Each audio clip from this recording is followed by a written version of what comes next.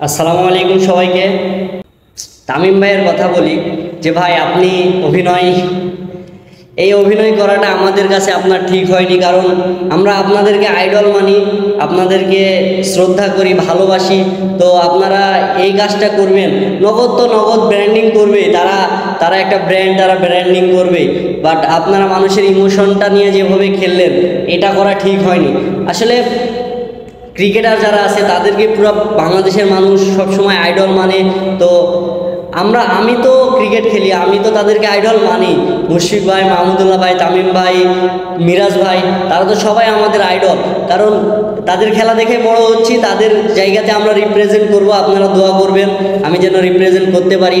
আর দ্বিতীয় কথা হচ্ছে যে মুশফিক ভাই আপনি মানে এইভাবে মানুষের মনে কষ্ট না দিলেই পারতেন। আপনারা একটু কমেন্টে যায় দেখেন ভাই, ফেক আইডিতে হলো কমেন্টে যায় দেখেন, আপনাদেরকে মানুষ সিসাগারি করতেছে। আপনারা যে এই কাজটি করবেন আসলে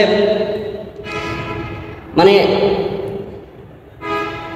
একেবারে বিজি ইচ্ছে অবস্থা ভাই, আপনি কি বলবো, মানে 2 দিন ধরে ঘুম নাই। সকালবেলা দেখার পরে মনে হচ্ছে যে আল্লাহ, মানে এটা আসলে সত্যি। মুশফিক ভাই তো তামিম ভাইয়ের একবারে ক্লোজ ফ্রেন্ড। আসলে একটা ভাষা ছিল যেটা হচ্ছে মাশরাফি ভাইকেও নৌকা থেকে ফেলাই দিল, মুশফিক ভাইকে ফেলাই দিবে না। সেটার ব্যাখ্যাটা বলি, সেটা হচ্ছে যে মাশরাফি ভাই আর মুশফিক ভাই একটা নৌকাতে 2জন আছে, তো নৌকাতে পানি উঠে গেছে, 2জনের মধ্যে একজনকে ফেলাই দিতে হবে, না হলে নৌকা ডুবে যাবে। তামিম ভাইকে এই কথাটা জিজ্ঞাসা করা হয়েছিল, তো তামিম ভাই বলছিলেন যে আমি অবশ্যই মুশফিককে রাখবো, মাশরাফি ভাইকে ফেলাই দিব।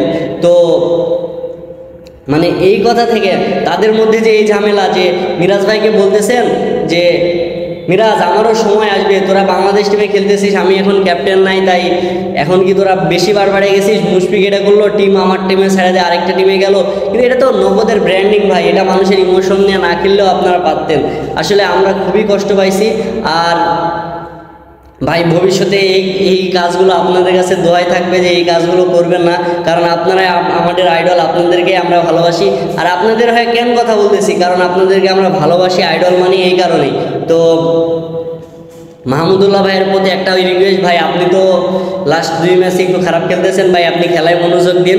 এগুলা ব্র্যান্ডিং পরে করবেন, কারণ আপনার খেলার দিকে তাকায় থাকি আমরা, মুশফিক ভাইয়ের খেলার দিকে তাকায় থাকি, তামিম ভাই তো খেলে না এখন, মেহেদী হাসান, মিরাজ ভাইদের খেলার দিকে তাকায় থাকি। তো আপনারা খেলায় মনোযোগ দিন, এগুলা ব্র্যান্ডিং সব বাদ দিয়ে সামনে টি-20 বিশ্বকাপ, টি-20 বিশ্বকাপের মানে বাংলাদেশকে এটা ভালো জায়গায় নিয়ে যান, এটাই কামনা করি। তো বাংলাদেশ টিমের জন্য শুভকামনা। আর ভাই আপনারা যদি একবার কমেন্টে যায় দেখেন তাহলে বুঝতে পারবেন আপনাদেরকে মানুষ কি সিসাইরি করতেছে। তো আজকে এই পর্যন্তই, সবাই ভালো থাকবেন, সুস্থ থাকবেন, আল্লাহ হাফেজ।